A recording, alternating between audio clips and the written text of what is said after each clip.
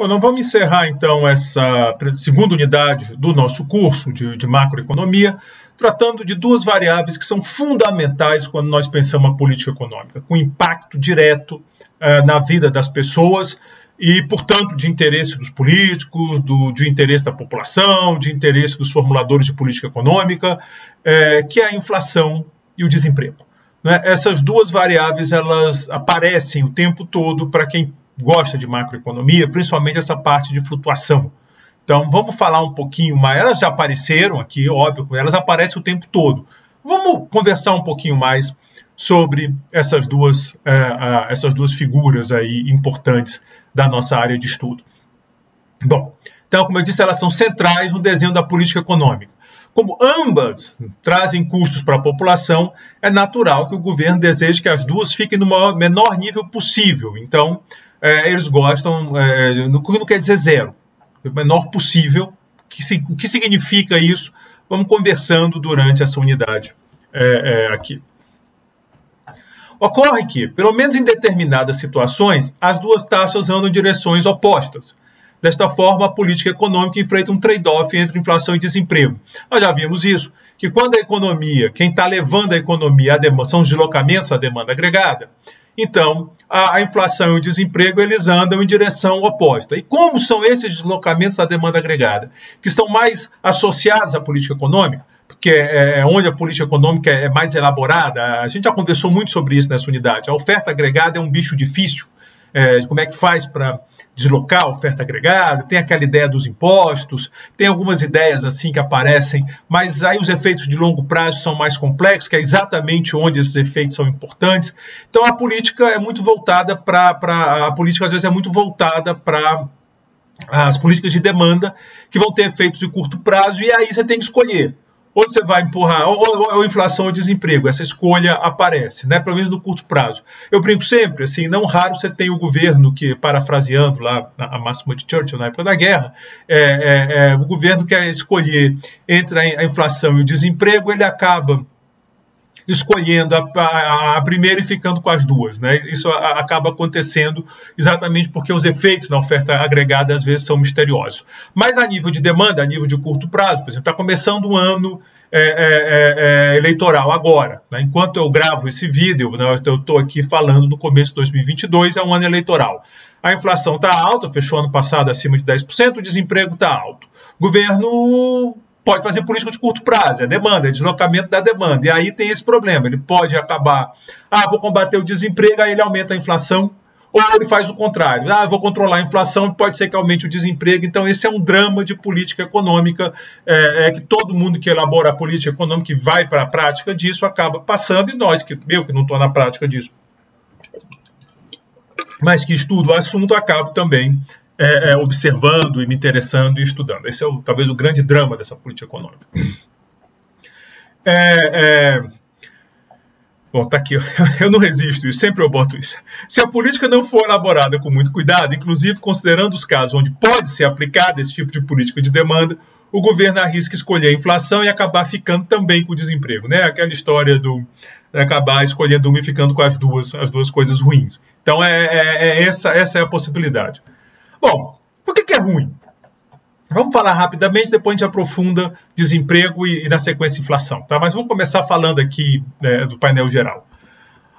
O que é ruim desemprego, afinal de contas? Bom, primeiro de cara, a perda de produção. Quando tem gente desempregada, pessoas que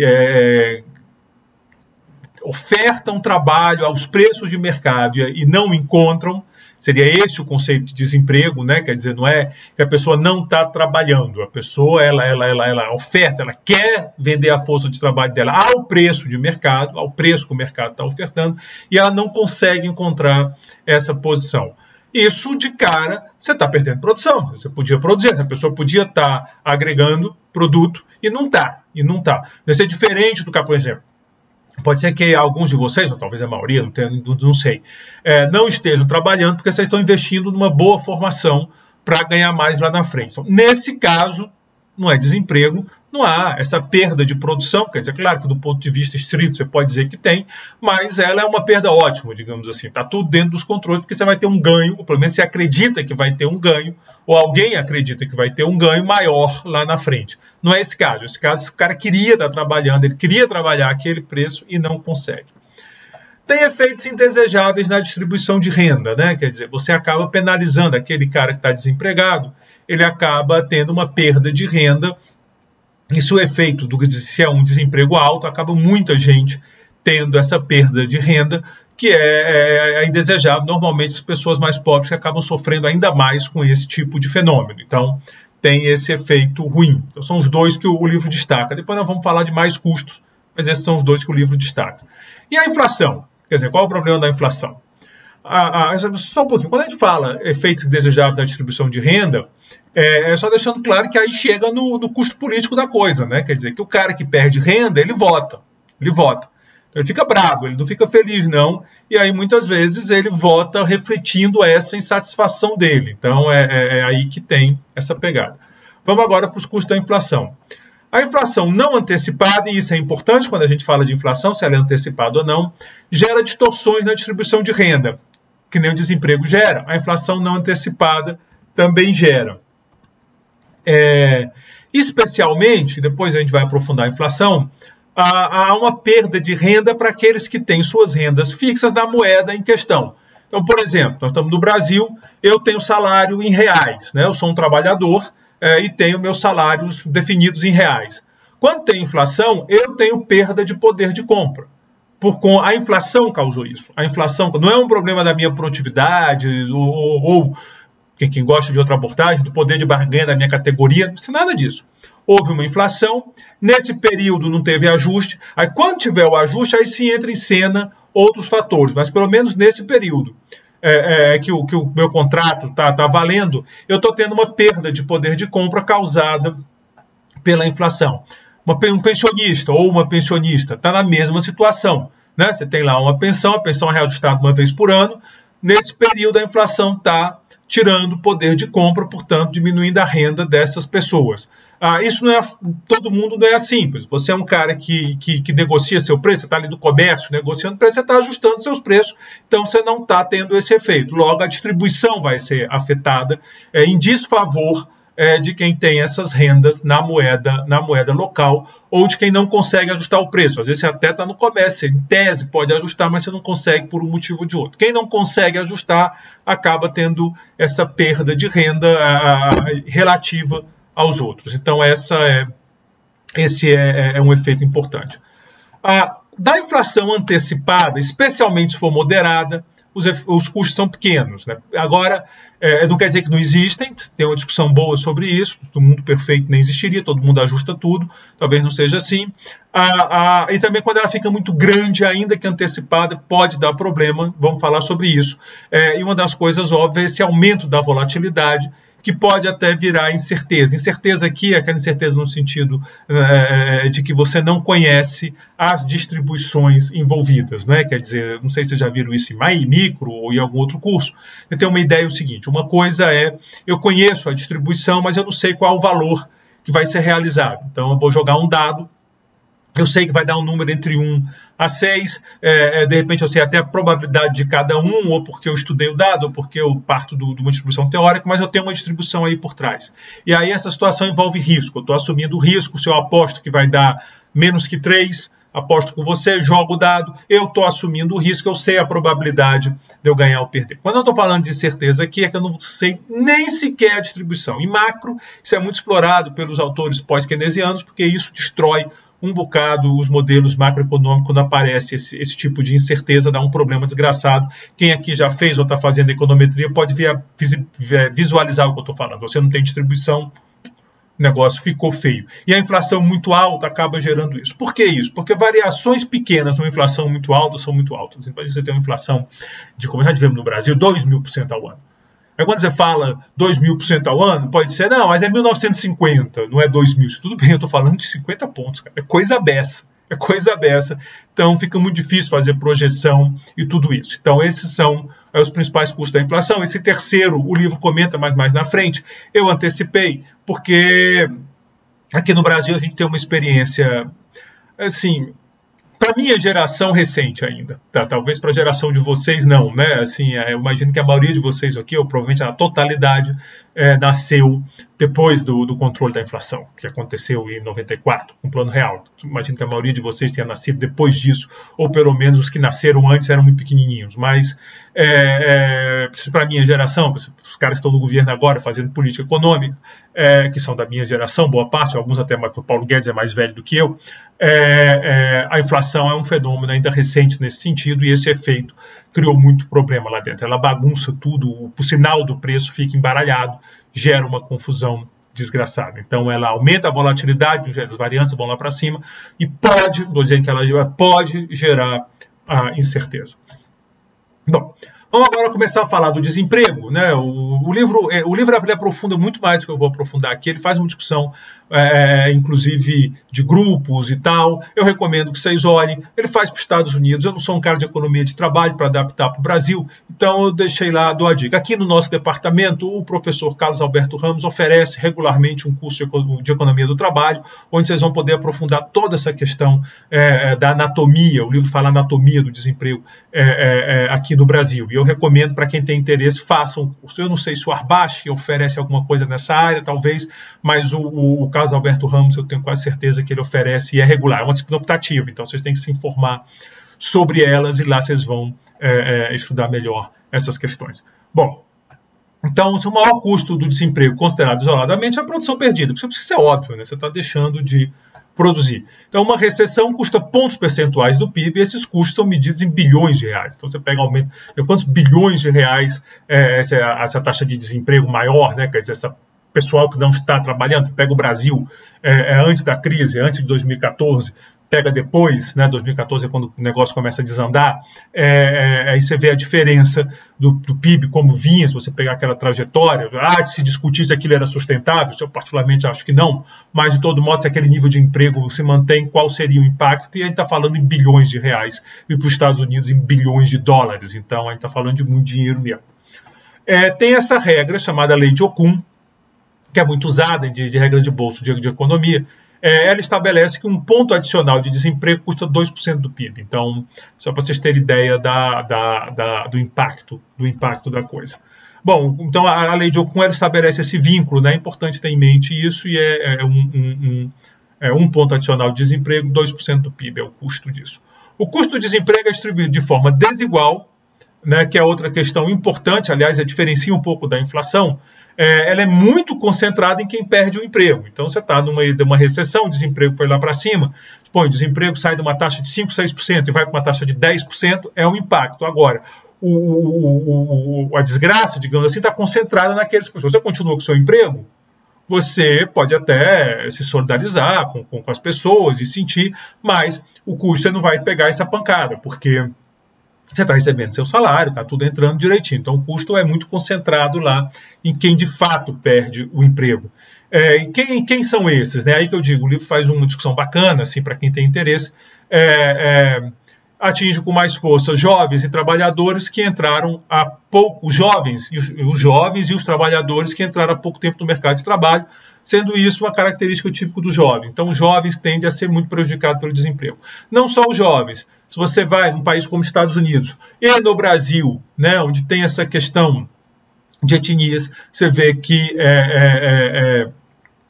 os negros eles são prejudicados mais pelo desemprego do que os brancos. As mulheres tendem a ser mais prejudicadas do que os homens. Então, essa questão, que é uma questão muito forte hoje em dia, e tem muita literatura saindo nessa área, não é a minha área, né? Eu sou um old school, macro old school, aquele cara que vê as coisas agregadas e tal, mas muita gente muito boa trabalhando nessa área, falando de desigualdade, por questões raciais, por questões de gênero, e aí você vai também traçando esse perfil, essa desigualdade que aparece em questões de renda e de salário, ela também aparece no desemprego. De novo, não é minha área, eu não domino, o livro faz um apanhado para os Estados Unidos, acho que é uma leitura legal, recomendo que leiam, mas é bom, e saibam, assim, de novo, eu não tenho os números para o Brasil, mas aqui no Brasil esse problema também existe, tá? O desemprego ele não é indiferente a raça nem a gênero. Então vale a pena aí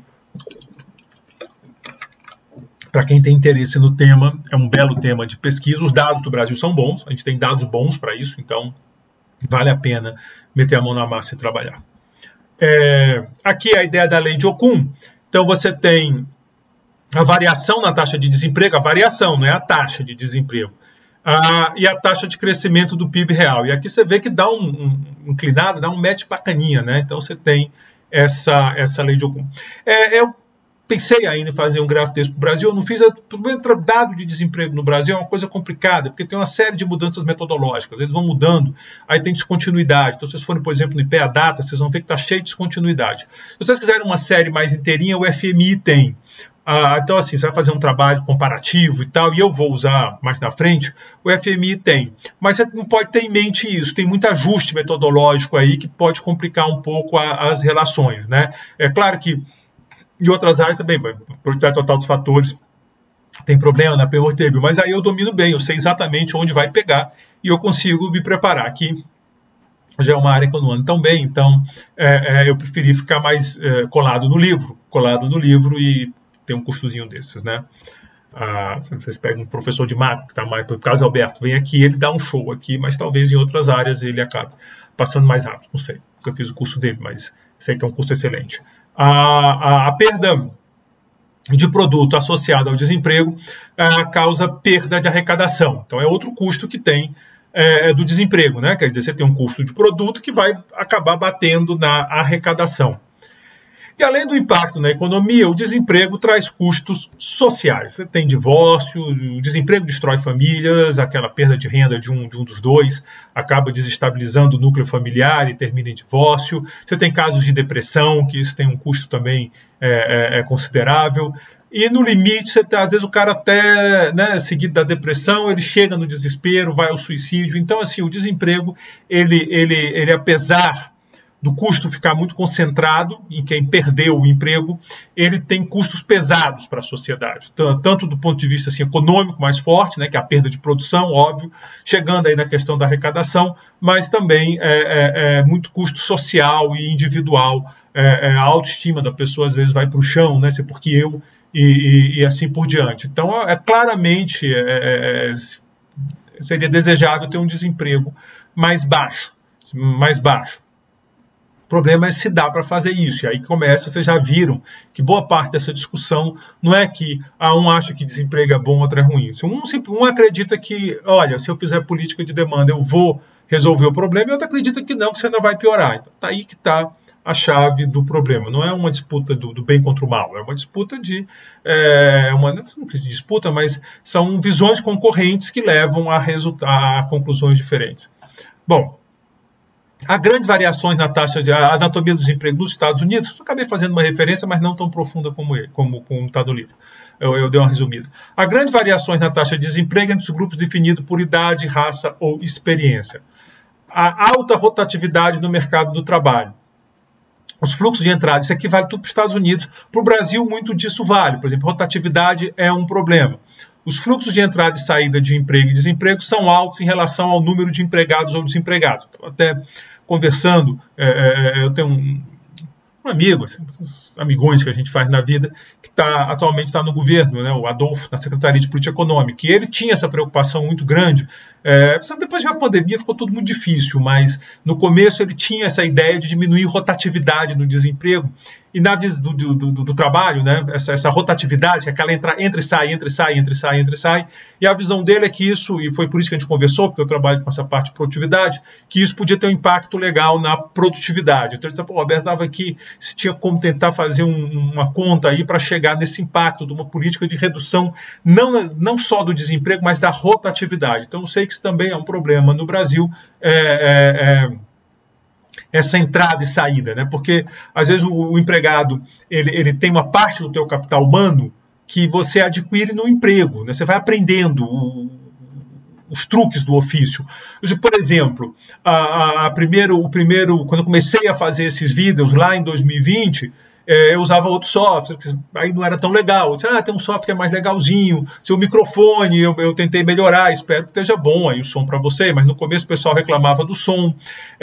Eu mesmo, às vezes, fazia uns vídeos grandes demais e depois não é legal. Você vai descobrindo as coisas. Às vezes eu demorava para colocar no YouTube, porque eu achava que estava todo mundo acompanhando pelo Teams, e aí numa turma me disseram, professor, não, a gente prefere que o senhor coloque no YouTube o mais rápido possível, porque é ruim ver pelo Teams para alguns, né? Então, assim, você vai aprendendo. E se você fica rodando muito de empresa para empresa, você vai perdendo um pouco disso, né?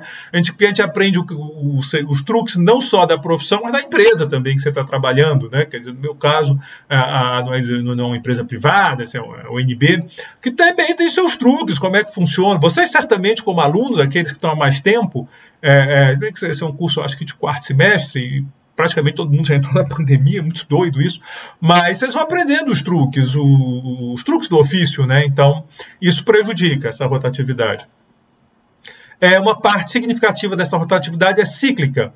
As suspensões de contratos, desculpem aqui um erro, meu Deus do céu, meti um M aqui, desculpe, isso é na hora de digitar, eu não enxergo direito, e aí eu tenho que ficar trocando de óculos, e às vezes eu não leio o que eu escrevo, para corrigir, peço perdão. As suspensões de contrato de trabalho e os desligamentos são altos durante as recessões, e as demissões voluntárias são altas durante as expansões. Então, na recessão você tem muita desligamento daquilo que o cara não quer. É diferente da voluntária que acontece nas expansões, onde você quer procurar um emprego melhor, então você pede demissão. Aqui não é tão problemático. O problema é esse outro da recessão,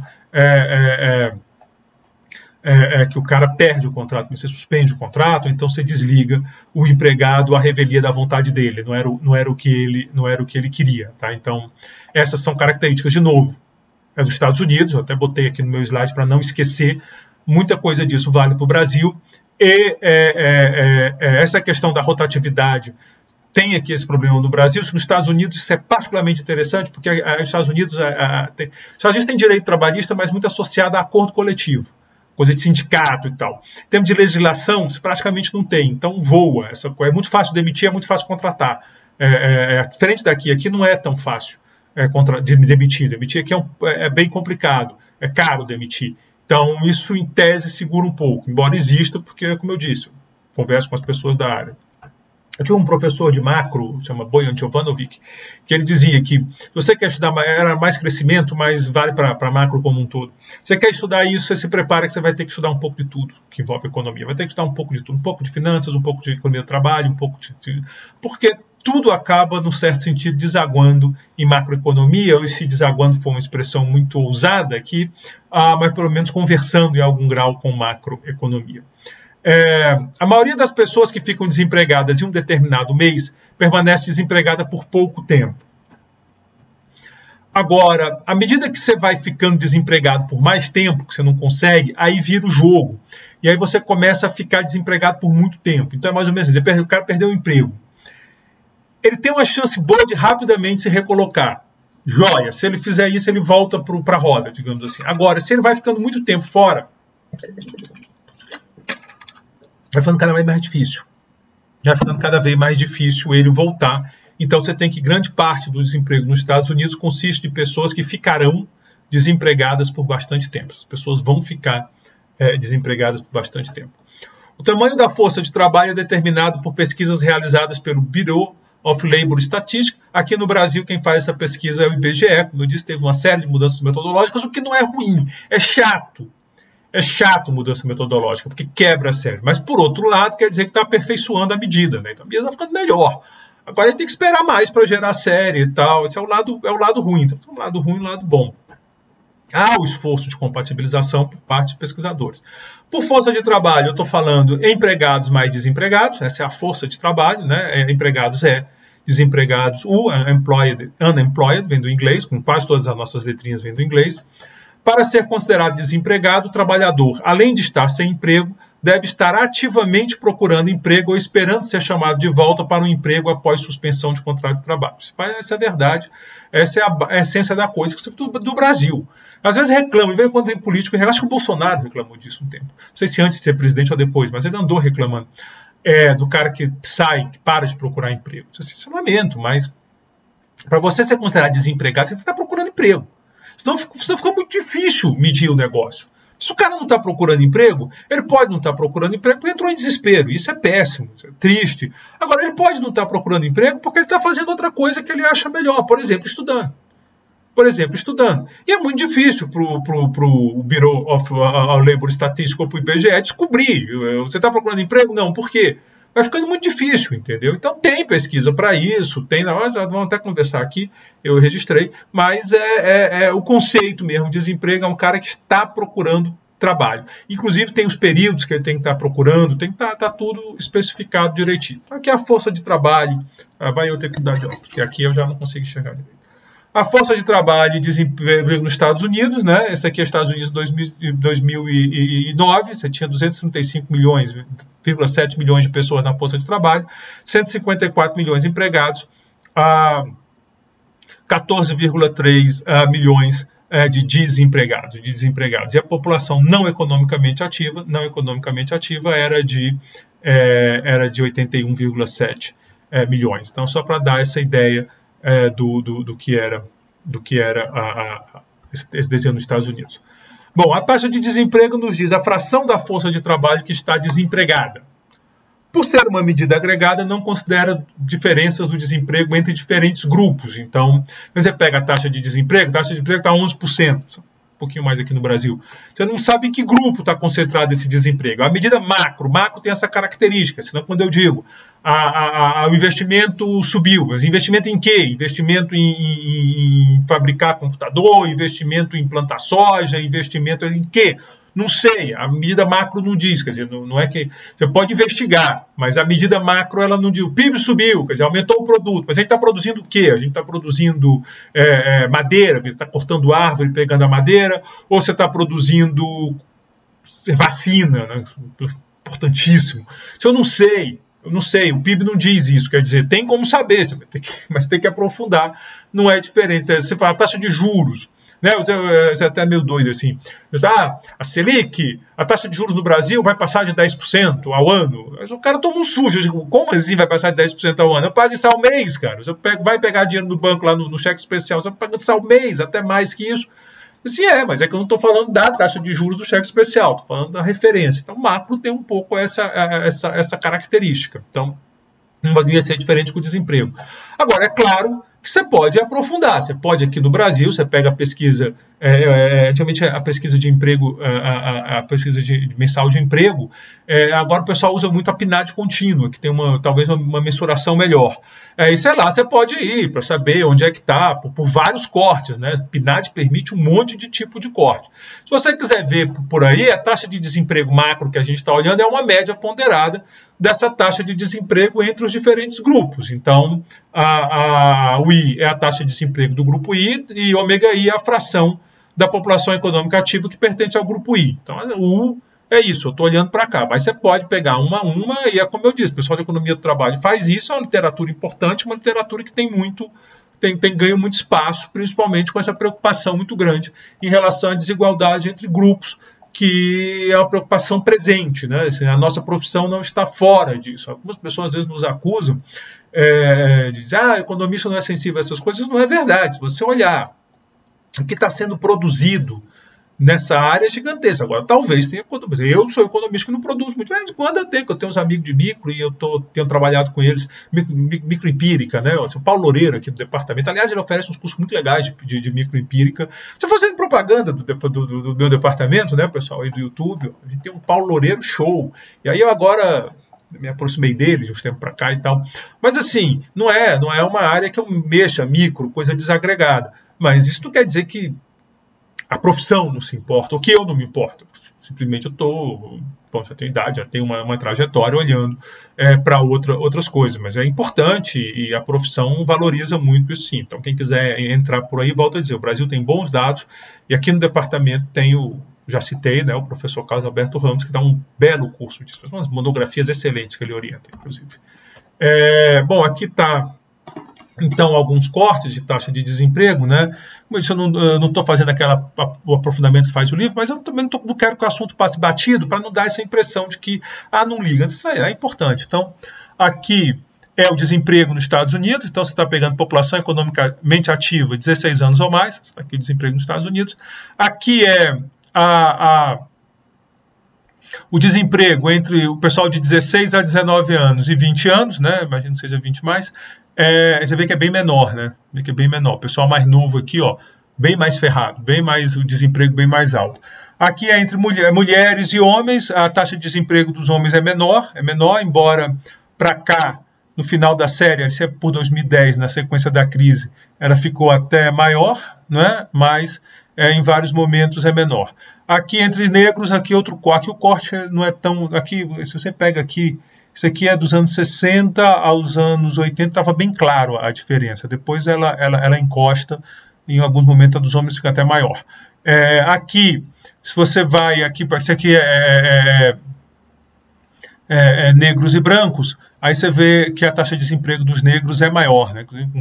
O pico dela é maior, é mais alto. Então, tem uma diferença do desemprego por grupo. E por que isso é importante? Porque aí, quando você faz uma política de combate de desemprego, você pode estar afetando grupos de forma diferente. Então, se você tem um grupo que sofre mais com desemprego, uma política muito focada em desemprego pode ser benéfica para esse grupo. Então, você pode ponderar a política macro conversando com outras políticas que estão dentro do governo. O foco desse curso é a política macro, mas ela está num contexto. Ela tá num contexto. Então, você pode fazer toda a discussão desse tipo. Mas é muito difícil, registre-se, com a política macro você chegar nesse nível de desagregação, ou seja, você faz uma política macro para estimular o emprego. Essa política dificilmente vai dizer, olha, eu vou estimular o emprego de um grupo e não do outro. É muito difícil. Aí você vai ter que uma política mais micro. Então você pode fazer uma política, por exemplo, acho que até o atual governo tem trabalhado nessa direção de políticas que priorizem jovens. Então, diz, se você contratar um trabalhador jovem, você tem uma carga tributária menor. E aí você está entrando um elemento microeconômico, né, de desagregação. Quando você faz macro, assim, olha, eu vou reduzir até o Banco Central. Né? O Banco Central é a política macro, embora ele também tenha um lado micro de regulação bancária e tal, mas... A gente pensa macro, Banco Central, a gente pensa, pelo menos eu, penso macro. Então, se o Banco Central vou reduzir a taxa de juros, ele é difícil ele direcionar que tipo de emprego, mas vai ter benefício que vai levar em conta essas diferenças. Bom, vamos agora, feita essa discussão, nessa anatomia dos Estados Unidos, que eu acho interessante, mas muito mais como um bait para vocês se empolgarem com isso, estudar o Brasil também, fazer tudo isso, né? Quer dizer, não estão falando do Brasil, estamos falando de outro país, mas é um livro americano, que tem economia coisa de americano, já dizem alguns, né? Mas eu estou jogando aí um baitzinho para vocês se interessarem por essa ponta, porque eu acho importante que... Né, mesmo quem aqui, eu sei que tem alguns que eu imagino que vão gostar de macroeconomia mesmo, essas coisas, mas tem outros que estão aqui, tem que fazer macro e tal, eu gosto mesmo desses assuntos, então vocês veem que dá para conversar, então meio que um empurrãozinho aí para vocês. Bom, vamos agora falar de tipos de desemprego, porque nem todo desemprego é igual, né? Tem que pensar exatamente a natureza do desemprego. Em alguns casos, o desemprego pode nem ser um problema, então vamos lá. Desemprego friccional é o desemprego que existe quando a economia está em pleno emprego. Mas como é que está em pleno emprego tem desemprego? Pois é, vários nomes complicados. Eu confesso para vocês que às vezes eu também não gosto desses nomes que economista bota, não. Eu estou usando do livro, o livro está lá e eu sei que o pessoal faz essas coisas. Mas a ideia é que esse desemprego tem a ver com fricções, com pequenos desajustes que tem, que você não vai resolver. Então, em termos gerais, a economia está em pleno emprego, assim, mas tem esses problemas. Que muitas vezes está na estrutura do mercado. Mas assim, você brigou com o seu chefe, você não quer mais trabalhar ali. Aí você sai, aí você vai procurar outro emprego, a economia está em pleno emprego, você vai encontrar emprego, tranquilo. De repente você até pega um emprego melhor. Mas nesse meio tempo, você está desempregado. E você pode aparecer na estatística. Você está desempregado. Nesse meio tempo. Mas você vai encontrar emprego. É por isso que a gente fala que é pleno emprego. Porque o emprego está lá, é só uma questão de você mudou de cidade. Sei lá, estava lá no computador, aí encontrou uma pessoa, se apaixonou, aí você diz assim, né, vou mudar de cidade que eu quero viver com ela, ou com ele, né, sei lá quem que você encontrou, aí você vai para essa outra cidade. Você chega lá, você não está com emprego, você acabou de chegar, mas você vai encontrar, a economia está a pleno vapor, é nesse sentido que eu estou, que é pleno emprego, mas tem desemprego, né? Então, esse desemprego não chega a ser um problema, às vezes é bom, às vezes se formou, você trabalha, você tem um emprego aí que você usa para ajudar na faculdade, você trabalha como balconista na loja, garçom e tá, e é legal porque está te ajudando a viver na cidade, aqui em Brasília, na cidade cara, beça. Quando você se formou, você vai procurar um emprego compatível com a tua nova formação. Você, pô, agora eu quero ir, eu vou trabalhar num banco, numa corretora. Você pede, ó, estou saindo e tal. Mas você sai, se a economia está em pleno emprego, você vai achar o seu emprego, né? Tem lá, é só encaixar. Se bobear, teu patrão vai ficar feliz por você, não sei, eu não sei, né? Às vezes ele fica feliz por você, ou então porque se livrou de você, não sei, cada um com sua história. Mas o que eu quero dizer é que esse não é um problema, o problema não é um problema a nível macro, entendeu? Isso não é um problema de macroeconomia, não vai resolver isso. Mas, exemplo, natureza dos empregos na economia importa, né? Que tipo de empregos são esses? Hábitos sociais, da própria sociedade, gente, por exemplo, nos Estados Unidos, o pessoal gira muito mais entre os estados do que aqui no Brasil. Então, se você é mais... Eu sou do Ceará, né? O pessoal diz que o Ceará já nasce migrando, o cearense já nasce migrando, né? Já nasce trocando de lugar. Então, você tem esse hábito do cearense, né? Essa questão. Onde você vai, o pessoal diz que quando o americano pousou na Lua, né? Que ele olhou em volta, tinha um cearense lá. E aí, estou tudo bem aqui e tal, já tinha um cearense lá. Então, o cearense está em todo canto. Claro, se você migra muito, você vai ter esse tipo de desemprego, vai aparecer muito. E instituições no mercado de trabalho, isso tem a ver com a própria legislação, com as regras. Por exemplo, um país como o Brasil, onde é muito caro demitir, acaba que você tem esse desemprego por mais tempo, porque as empresas hesitam em contratar. Então, você tem essas características estruturais que não vão ser resolvidas com política macroeconômica. Isso não tem jeito. Você não vai resolver isso mexendo em juros, nem fazendo política de gasto público. Isso aí, se você quiser mexer, ou não tem como mexer e vai dar ruim, ou você vai ter que fazer coisa mais micro para chegar lá. Por exemplo, você pode fazer... o governo faz isso aqui, a gente tem o Serviço Nacional de Emprego, nome, mas tem, e você pega e bota lá seu nome e ele ajuda você a encontrar um emprego, esse tipo de coisa tem, e isso é política pública às vezes, pode fazer, mas não é macro, não é macro. Bom, essa taxa de desemprego friccional é também chamada de taxa natural de desemprego. Então, quando a economia está na sua taxa natural de desemprego, não tem macro que resolva. Não tem macro que resolva. Ela está bem, não é um problema de ciclo econômico, não é um problema de recessão, não. Não adianta você querer estimular, não tem jeito, você não vai resolver. Isso é importante ter em mente, E aí tem o desemprego cíclico. Esse é o que vai além do friccional, né? O que está além. Esse é o desemprego cíclico. Esse estaria mais associado à macroeconomia. Ele ocorre quando o produto está abaixo do nível de pleno emprego. Então, você está com a economia produzindo menos do que devia. Não é? A gente já viu que tem essa relação, a lei de Ockham faz a relação entre desemprego e produto. Então, aí sim, se você consegue trazer a economia de volta para o pleno emprego, com alguma política, aí esse desemprego responderia. Então, a política macro, de novo, você tem política micro, que tem outra característica de facilitar, por exemplo, uma política de facilitar que o recém-formado entre mais rapidamente no mercado de trabalho. Tudo isso você pode ter feito, mas essas políticas eu não estou chamando de macro. Política macro para a gente aqui tem a ver com política monetária, política fiscal, essas coisas. Então, esse cíclico seria o que estaria mais associado à macroeconomia. A presença de desemprego cíclico indica que o ciclo de negócio está em fase de queda, né? Lembra? Está na queda. Nessa queda aparece esse desemprego. Então, aí sim é aquela velha discussão. Dá para fazer política macro para suavizar o ciclo? Essa discussão vai perseguir vocês durante todos os cursos que vocês fizerem de macroeconomia, com a possível exceção do curso de crescimento econômico. Mas de vez em quando a gente não resiste e toca no assunto. Então, essa é o drama da macroeconomia, né? Macro 1, macro 2, monetária, vai aparecer esse assunto o tempo todo, se dá para suavizar o ciclo. E, basicamente, a principal razão é essa, o desemprego que vem com o ciclo, né? Então, você quer suavizar essa desgraça. Ou se ao tentar suavizar o ciclo, você acaba fazendo coisa pior. Então, esse debate vai aparecer o tempo todo.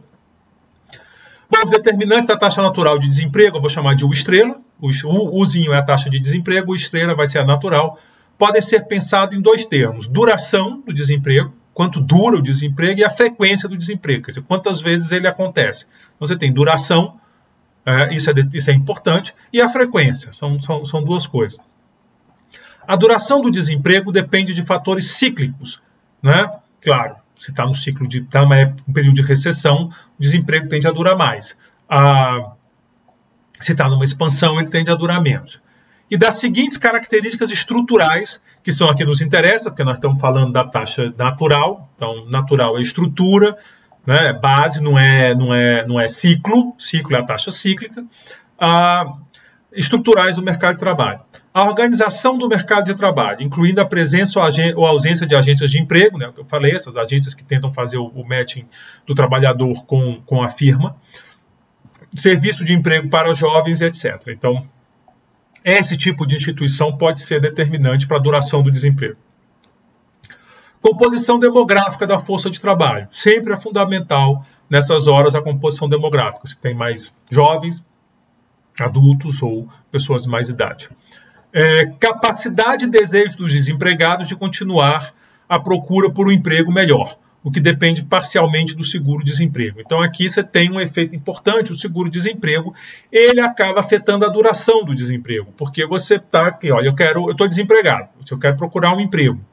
Aí me oferece, tá aqui, Roberto, tem um emprego aqui para você.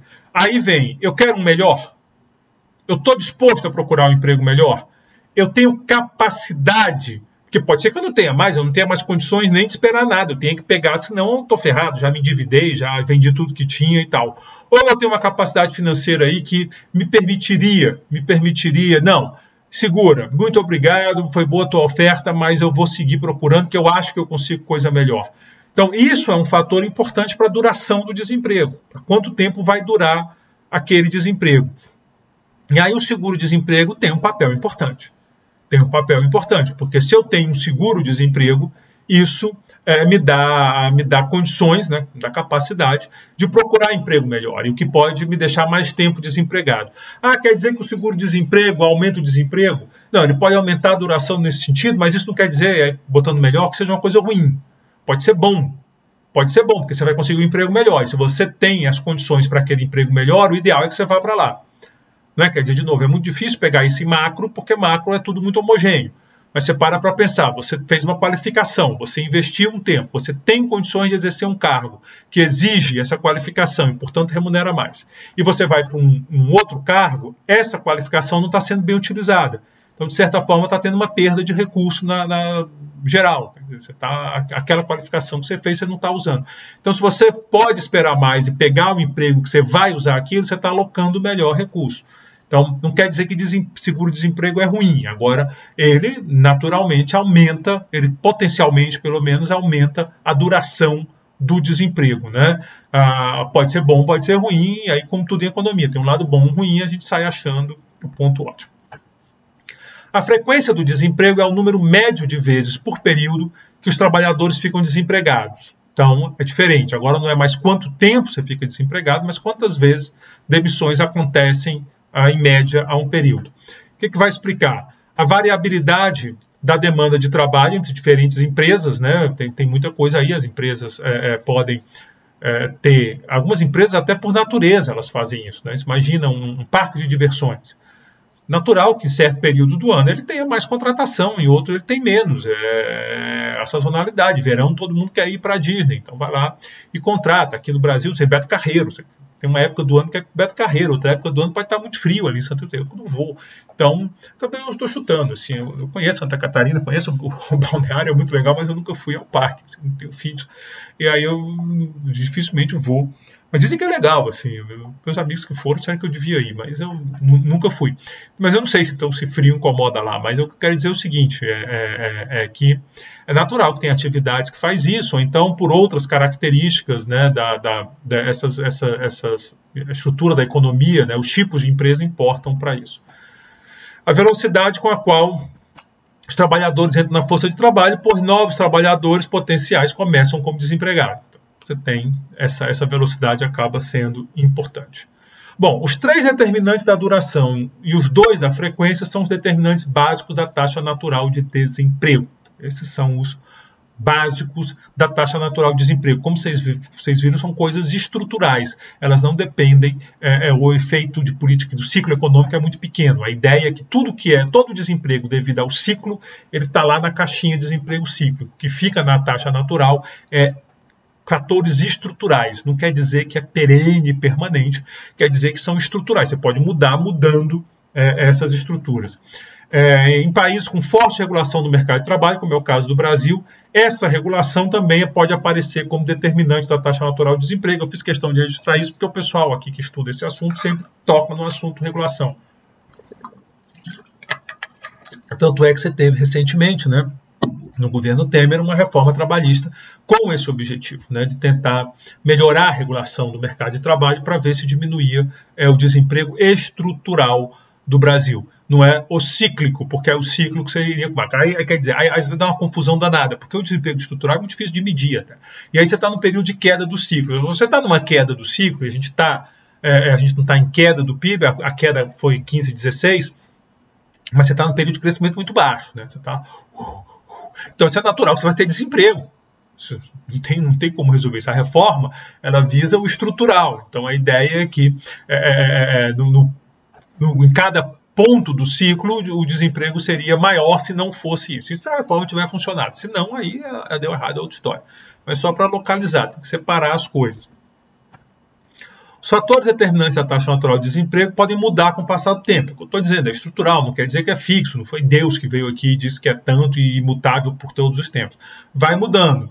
Então essa taxa não é uma constante universal, não é aqueles negócios de física que tem aquelas constantes universais. Não, ela vai mudando com o tempo e você tem que ir ajustando isso. E aí você vai estudando, vai medindo, vai coisa parecida. Então aqui está o gráfico para os Estados Unidos, com a taxa natural e a taxa efetiva de desemprego, né? Ele discute lá a estimativa, não vou entrar nessa parte, nos Estados Unidos. Então você vê que ela varia, ela tem um padrão de variação, né? A taxa natural cai aqui no começo dos anos 2000, né? Período bom. E aqui a taxa de desemprego propriamente dito, subindo e descendo com seu componente cíclico, né, que a taxa de desemprego é natural e tem a friccional, que a gente chama natural, mais o cíclico. Então você vê que ela vai e volta, enquanto que a natural estaria por aqui. Bom, vou mudar de óculos, porque essas tabelas um pouquinho borradas. Aqui está mostrando, esse gráfico é legal, porque ele mostra a taxa de desemprego e depois mostra o pessoal que está desempregado há muito tempo, né? Vai ficando mais grave, Se no limite o cara está desempregado há muito tempo, tem uma hora que ele se desespera, para de procurar emprego, né? O que chama de desalento. E aí ele deixa de ser desempregado porque ele não está mais procurando emprego, mas é pelo pior motivo possível. Às vezes ele entrou em depressão, ele está... Acabou, cara, né? Isso é péssimo, isso é um problema muito sério. Mas vamos lá, então, por isso que é importante ter essa noção. Então vamos lá, você vê que Canadá, você vê aqui no Canadá, 9,6 em 95, 6,8, 6,2. Então você vê que tem uma queda da taxa de desemprego. Nos Estados Unidos, no ano 2000 era menor, 2008 ela já estava mais alta. Você pega aqui na França, ela vai mais de 11 em 95 para 7,4 em 2008. Então você vê que tem esse padrão de diferença no tempo e entre países. Então se você pegar um país no tempo, a taxa de desemprego vai mudando. Isso aqui é a taxa de desemprego, não estou dizendo que é natural não, pode ser por ciclo ou por questões estruturais, mas vai mudando. E muda entre países, então no mesmo ano, até países da mesma região, quer dizer que centro e leste europeu, você pega Bélgica e França, né? Até que confunda belga com francês. Não sei se vocês sabem isso, eu sou de uma geração que lia muito de romance policial. Tinha a Agatha Christie e o Hercule Poirot, que era um detetive e que sempre dizia: eu sou belga, não sou francês. Então, falei isso. Você vê que tem uma diferença, né? E bem diferente dos Estados Unidos, costuma ser menor que na Europa. Quer dizer, você vê que isso está acontecendo em todos os períodos. E assim por diante, né? Você vê a Finlândia batendo 15, enquanto os Estados Unidos estava com 5, o Japão, país asiático, lá embaixo, 3,1. Então você tem uma divergência que é exatamente por conta dessa mudança. Tem o ciclo e tem os fatores estruturais. E aqui os desempregados há mais de um ano também apresenta essa diferença. Então você vê que dá diferença. Aqui, esses gráficos que são coloridos, quando for esses padrões de azul, são os do livro. Esses coloridos e tal são os meus. Eu sou brasileiro, as coisas têm que ser coloridas. Não é carnaval. Não. Então, assim, aqui você está vendo o Brasil em vermelhinho, Chile, México, Estados Unidos. Taxa de desemprego, dados do FMI, eu já comentei a questão da metodologia. Você vê que, assim, na maior parte do tempo, a maior taxa de desemprego está no Brasil, está de 2001 a 2020. Na maior parte do tempo, você vê que o Brasil é o país da turma com maior taxa de desemprego e o México é o menor. Você vê que isso vale em praticamente todos os períodos que estão sendo estão sendo analisados. Você vê aqui que o Chile passa o Brasil rapidamente aqui. Aqui é a sequência da crise de 2008, né? Você vê claramente como o Brasil segurou ali, né? Você fez política para segurar desemprego. Então você vê que o desemprego sobe no Chile, sobe nos Estados Unidos, no México ele dá uma subidinha, no Brasil, no primeiro momento ele dá uma subidinha discreta, né? Compara isso aqui, ou mesmo isso vê com o Brasil. E depois o desemprego segue caindo já antes, né? Quer dizer, você vê que nos Estados Unidos, que é o roxinho, ele dá mais uma subida e depois cai. No Chile ele começa a cair, mas ainda assim o Brasil fica com o desemprego do Chile fica maior que o do Brasil. Em compensação, depois o Brasil dá uma disparada bem antes da de todo mundo. Essa última disparada aqui eu não devia ter posto, mas aí depois que eu fiz o gráfico eu disse, eu vou tirar. Não, eu não vou tirar não. Eu não vou tirar não, porque é bom que a gente toca no assunto do momento. Isso aí é a pandemia. Essa última disparada é a pandemia, 2020. Esse último ano é 2020, foi quando chegou a pandemia. Então você vê que disparou o desemprego nos Estados Unidos, disparou o desemprego no Chile, e no Brasil deu uma crescida forte. Não cresceu tanto quanto os outros, mas aqui é porque a gente já vinha também, a gente já vinha mal, né? Talvez tenha sido um efeito assim, ou as políticas do governo que podem ter funcionado. Mas a gente já tinha tido esse aumento gigante aqui do desemprego, que os outros países não tinham tido. O que pode ter sido? O Brasil pode ter postergado a crise. Aquilo que a gente achou, a gente conseguiu um jeito de não ter crise. Talvez a gente tenha postergado e talvez, e aí voltando àquele assunto, com desemprego tão baixo, esse desemprego do Brasil está baixo para o padrão histórico brasileiro. E esses anos todos, né, 2011, 2010, 11, 12, 13, esse aqui é 15, né? Nós estávamos estimulando a economia.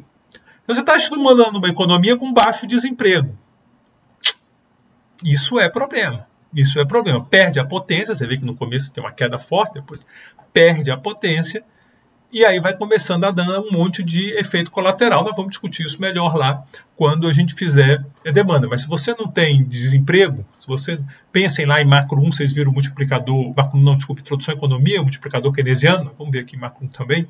A ideia, né, a economia está em crise, aí o governo gasta, aí o cara, para atender essa demanda, contrata gente, aí isso gera uma nova demanda, porque esse contratado vai ter salário, e aí a outra empresa vai contratar e tem um multiplicador. Mas se não tem gente para contratar, começa a dar problema, você começa a ter um aumento de salário, que no começo é bom, mas esse aumento talvez não seja sustentável. Então, você começa a ter uma série de problemas de estimular a economia. Então, talvez o problema do Brasil não tenha sido nem aqui. É uma discussão. No curso de Economia Brasileira eu falo melhor sobre isso, porque aí a gente está discutindo a economia brasileira. Eu, particularmente, sou crítico até daqui. Mas talvez o problema não tenha sido nem aqui. Aqui talvez tenha sido clássico o uso de uma política anticíclica. O problema foi continuar quando devia ter parado, né? Aí é um problema mais sério. Bom, desde 73 a 88, a taxa de desemprego nos Estados Unidos ficou bem acima da taxa natural de desemprego. A gente viu no gráfico, né? A gente viu nesse gráficozinho aqui, esse período aqui, ó, 73, esse período aqui, choque do petróleo, na sequência do choque do petróleo. Na Europa, a taxa de desemprego foi de uma média de 4,2 nos anos 70 para quase 10 na década de 80. Então, foi um período ruim nos anos 70. Alguns economistas argumentam que a taxa de desemprego não pode se distanciar demais da taxa natural por longos períodos e que, portanto, a taxa natural dos Estados Unidos e na Europa deve ter subido durante a década de 80. Então, essa taxa muito alta é porque subiu a taxa natural de desemprego. Calma, aqui repetiu. Uma explicação é que longos períodos de desemprego elevado aumentam a taxa natural.